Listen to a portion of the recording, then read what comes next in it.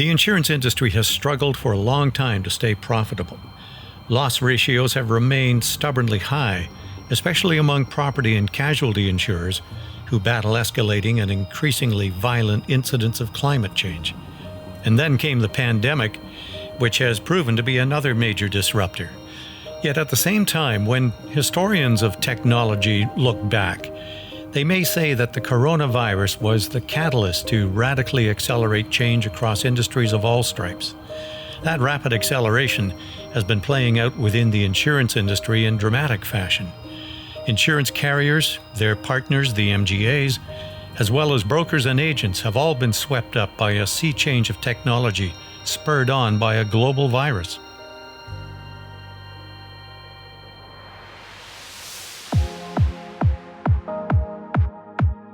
Hello, I'm Chris Henry, and this is Ahead of the Curve, produced by Jarrett, a leading Salesforce implementation partner.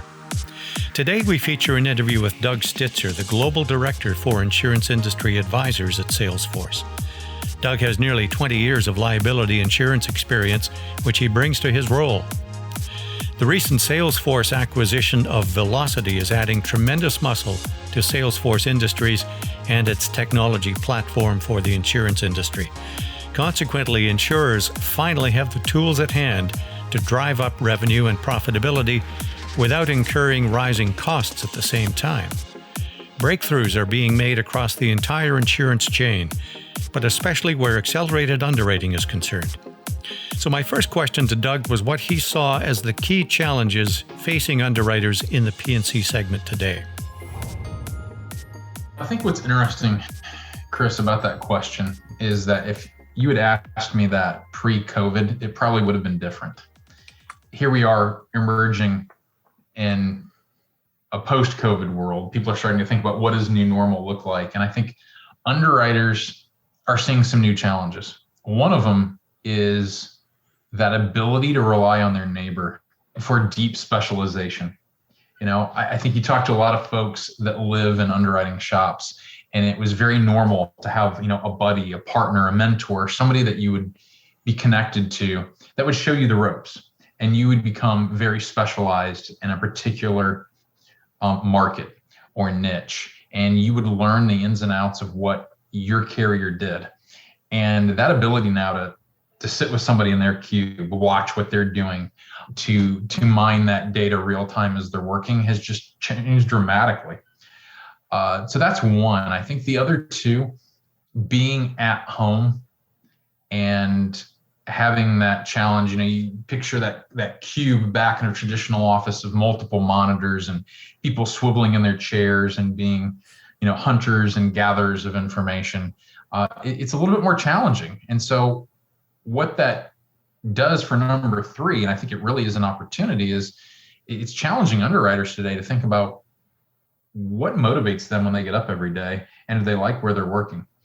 And the opportunity side of that challenge coin is that now more than ever before, I think companies, especially insurance carriers and MGAs, are open to folks working from home. Whereas in a pre-COVID world, it was, no, you got to come into the main hub every day. Now folks are going to be able to work from their desk. And so I think everyone's taking a step back and asking themselves, what does success, what does contentment, what does motivation look like for underwriters in this new world? Well, you painted a picture of an industry that has been dramatically affected by the coronavirus as virtually every other industry has. Is it fair to say then that the progress that insurers are making with underwriting automation in particular has really ramped up as opposed to prior to the virus? Yeah, for sure. I think if there was one word that I could use to paint the industry with a broad brush in terms of that investment, it would be accelerated. That would be the word of the day. And I think, again, in a pre-COVID world, I think underwriters are doing a tremendous job of keeping the lights on, and it was good enough. And so the investments that we did see being made in automation and in digitization were happening more for the actual policyholder. And you would see some of the bigger personal lines logos investing in mobile experiences and shorter apps. And now here in the Salesforce ecosystem, we're seeing folks invest in middle and back office like never before. And some of those underwriters do have some front office aspects to their roles. A lot of times, especially in the commercial space, they're the face of the carrier out to the independent agents. But yeah, I think everybody sees underwriting as kind of that last frontier for automation that could bring tremendous lift to the business if the right investment is there. And so it is the number one topic in terms of automation within insurance right now. So on the flip side, then, what do you think is at stake for those insurers who, have not yet started to embark on the digital transformation journey? Well, I think there's an old saying, and it's a little bit cliched, that high tide raises all ships. If a carrier is going to make significant investment in underwriting automation, it's an experience that doesn't just benefit them. It's going to be felt by the policyholders and by the agents that service that business as well. If there's an insurer that does not embark on this journey, I think a couple things are going to happen. Number one, they're going to gain a reputation as being more difficult to do business with. Two, they're going to have a talent retention issue. People want to go to work every day where their gifts are being used. And if they're not, they're going to switch. Again, in a post-COVID world, I think people are realizing they didn't walk down the aisle with their employer, and therefore they've got opportunity. So those that do invest in experiences where underwriters are using their gifts and have tools that they enjoy using are going to attract the best talent. All of those things together, like I said, are going to either impact positively or negatively the broker or the policyholder experience. And insurer that doesn't embark on that journey is just going to get left behind. They're going to find their book shrinking very quickly. When folks in the industry think of underwriting automation, it means different things to different people. But by and large, I think many would focus on standard risk underwriting, where it's the stuff they see every day. But how much automation can be applied to those processes that are not capable of a straight through processing? Surprisingly, quite a bit. I think a lot of times when people think automation, for whatever reason, their minds, Chris, often go to the most painful process within insurance, which is new business submissions. And I caution carriers about that. For me, the easier place to start would be with retention. The number one customer that you want to protect isn't that one that's sitting in that pile of 200 in your new business inbox. It's your current customer. There's nothing that should be easier than keeping them. So when I hear carriers investing in either automation or data, third parties that plug into new business processes, I ask them to take a step back and just look at what they have in their hand, because they have a lot of great information, whether it's the policy data, whether it's other service interactions, risk management consultations. There's a treasure trove of data that exists there for retention. And so being able to automate portions of those processes, to put more renewal business on straight through processing, is often a really, really good starting spot. And then from there, it's about having a simple goal. There's a lot of carriers and even agencies that I talk to that say, look, we know that we can't have a process completely straight through, but we don't want to enter a piece of data more than one time. So when it comes in, however it comes in, once we've entered it, it shouldn't have to be rekeyed unless we know that it was done in error, or the customer or the agent makes a change in a particular policy or coverage that they want that forces an update to that entry. But we shouldn't have to enter it. And there's other ways too that people can complement data collection so that it's less onerous for the policyholder, for the agent. So it's chipping away at little things like that. It's about bringing OCR and robotic process automation to intake so that less people sitting potentially offshore have to sit there in front of monitors rekeying data. All of those things take time in a manual process, and being able to condense that down into, to your point, to something that still isn't straight through process, but brings automation to those high volume and manual tasks is something that everybody feels across that spectrum, and ultimately shaves a ton of time off of the experience that the broker and the agent or the policyholder feels. And that's a really big deal. I think what you're basically saying is, by reducing the touch points, it speeds up and streamlines the whole process. Particularly, and this is where we see the benefits of the technology going beyond the carriers, but particularly amongst the MGAs. And the wholesalers, for that matter, who have interconnected systems with the carriers. Streamlining those systems means that the entire insurance chain is strengthened, doesn't it? That's exactly right. Again, back to your point about whether something is straight through process or it's not, lots of pieces of business within insurance will continue to require a human touch, will continue to require analysis.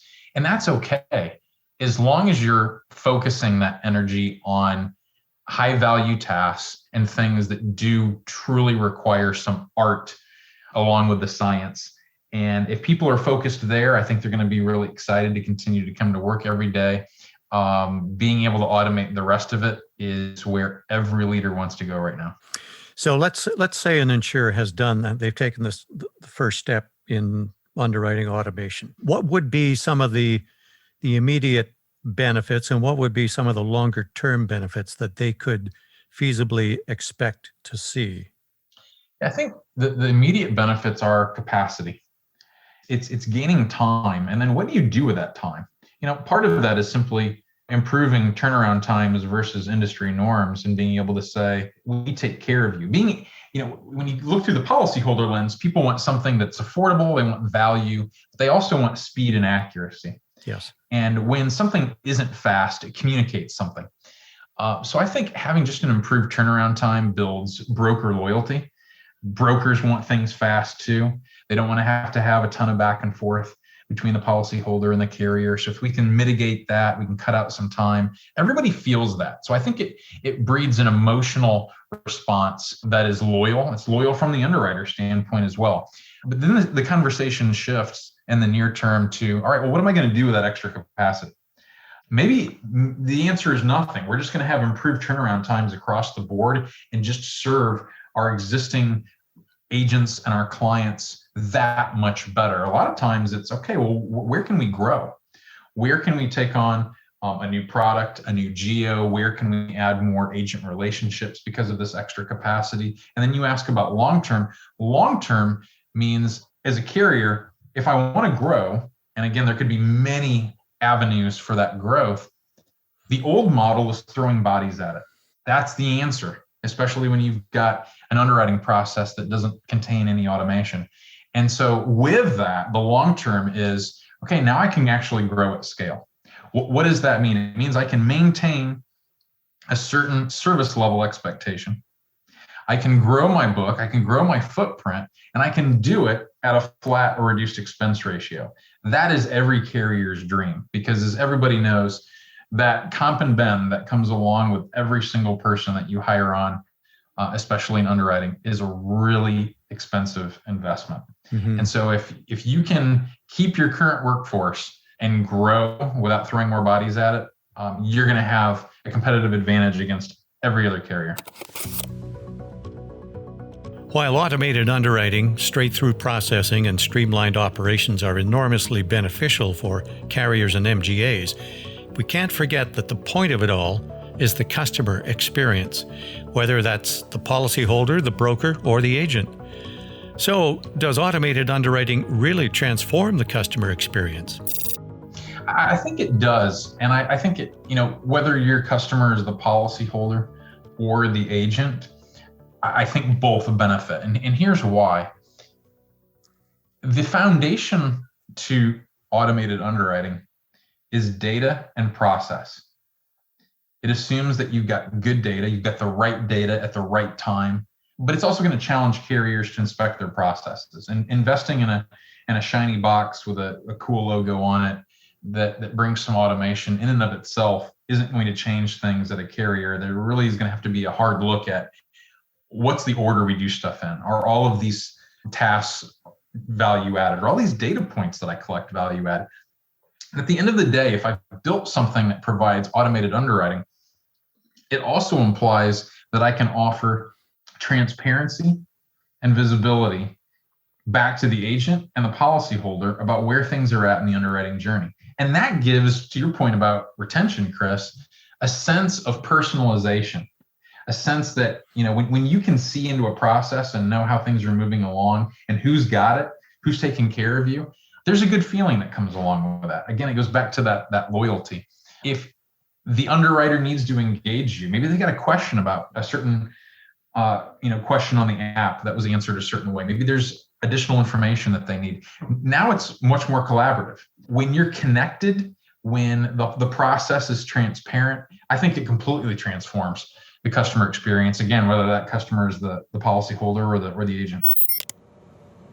Every business in every industry today understands one clear point. The customer expects to be able to interact with a business across multiple channels, whether it's website, mobile, via text, emails, or an old-fashioned phone call to customer service. So how can an insurance company consolidate and standardize intake from all these different channels? That's a hard one for a lot of carriers. A lot of times when you look under the hood, you see that omni-channel intake, in a sense, has been achieved. Unfortunately, the definition of it is, multiple portals, many email inboxes, phone, fax, person-specific email. And so there's a lot of different intake. The problem is it's not aggregated and it's not standardized, and people can't tell you what they're working on and when they're working on it and what that prioritization is. So one of the biggest things that Salesforce offers, there's some great things that are coming out here this summer around OCR. There's already partners that we have in our ecosystem that offer robotic process automation. And then the other big thing that just Salesforce Core does a really good job with is aggregation. And so even if you do have, technically, I'm making up numbers here, Chris, but 10 channels for intake, being able to bring those together so that across your distribution partners, across your lines of business, your different product types, who's reaching out to you? What is it that they need? Where are they? And how is that work getting routed? Is a view that every insurance leader should have of their teams and of their business. And those strategic views, as well as those tactical views of just people that need to go in and play block and tackle with some of that work, is something that our core offers. Once you've got the application coming in the door, what do you do with it? How do you triage it? How do you route it? Is the key to that triaging and routing and doing it effectively the ability to assess risk accurately at the intake stage? Well, there's a number of factors, and that's certainly one of them. Once you've identified who are you, where did you come from, what do you need, it's, well, who should you go to? And what's the priority? A submission that has an effective date 4 months from now is not as urgent as one that's due 4 days from now. And who should it go to? There's increasingly with carriers a model where the very best agents have dedicated underwriters. So being able to triage that. What's your appetite for the risk? I'm seeing some more advanced carriers, as a function of that triage, Chris, are actually building in some rules to try and get to know as quickly as possible. This is especially true on the commercial line side, where it's very normal for the same business to be submitted year after year. Well, if I'm a carrier and I've seen the same piece of business submitted to me for 5 years and I know I don't want to write it, the last thing I need to do is put that into an underwriter's inbox and make that one more thing that he or she needs to look at. Mm-hmm. So being able to get to know so that I've got the right people working on the right work, the work that's going to give me the highest ROI at the right time is key. And that's really been missing from a lot of experiences that carriers have built for their underwriters. And again, that's a role that's being filled more and more by MGAs today as well, is that where the carriers are pushing the underwriting processing off to the MGAs and doing so, what we might consider as routing it, but doing so, using the sorts of technologies that Salesforce makes available. Well, that's exactly right. And that's something where Salesforce is on a journey. There's been some initial releases for this type of work. I see only investment in the near term in making this a lot more sophisticated. It always gets interesting. Some people want to use Salesforce for the entire submission process and even all the way through to policy issuance. And that's something that's a really awesome offering now through Salesforce Industries. to think that you can have one technology stack that coordinates that omni-channel intake, that routes the work, that can offer straight through processing for your simpler business, and route to experts the things that are not, and have a desktop experience, a workbench, if you will, available to them. And then on the back end, issue those policies, build them, and complete the cycle is really, really attractive. Others still want to have their legacy policy admins and other pieces in play, and that's okay. Salesforce can still act as that system of engagement and that aggregator, if you will, to truly build out the customer 360. Because it's very common for many of these carriers, for these policyholders, these accounts, to have business in more than one policy admin system. And so this really just helps people know, who are you, and how can I better take care of you? And what follows from that is the need for optimizing communications internally and externally.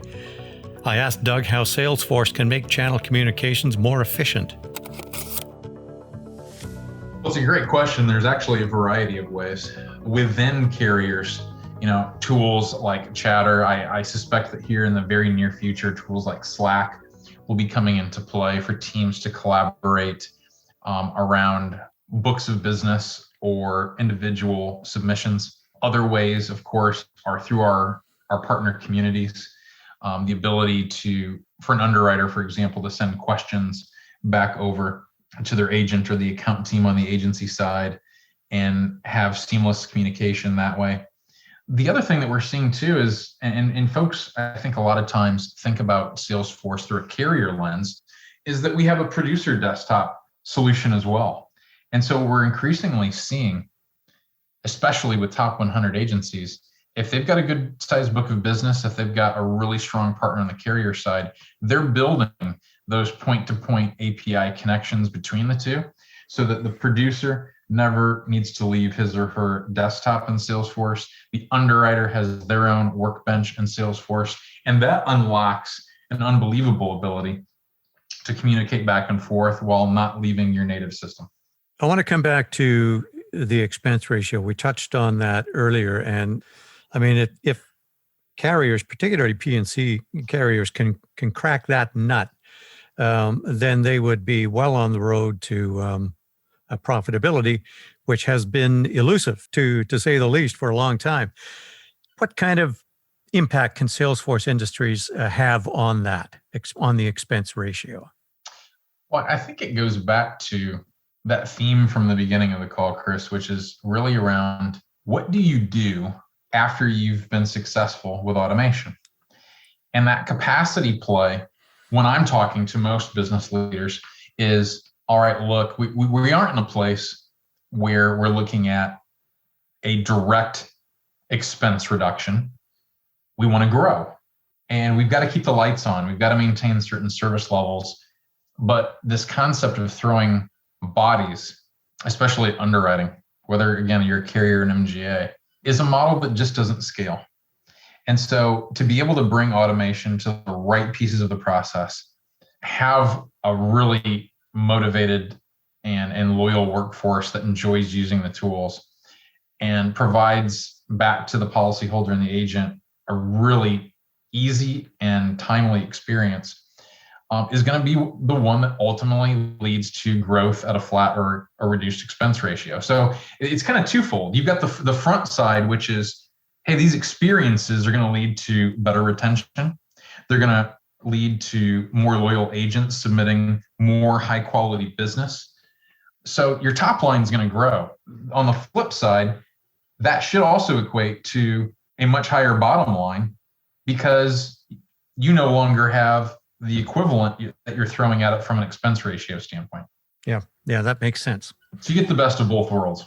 Break out the crystal ball and dust it off, Doug, because I'm going to ask you a final question about where you see the underwriting process being in 10 years' time, 1 decade. Now, that's a lifetime in technology, but what do you think it's going to look like?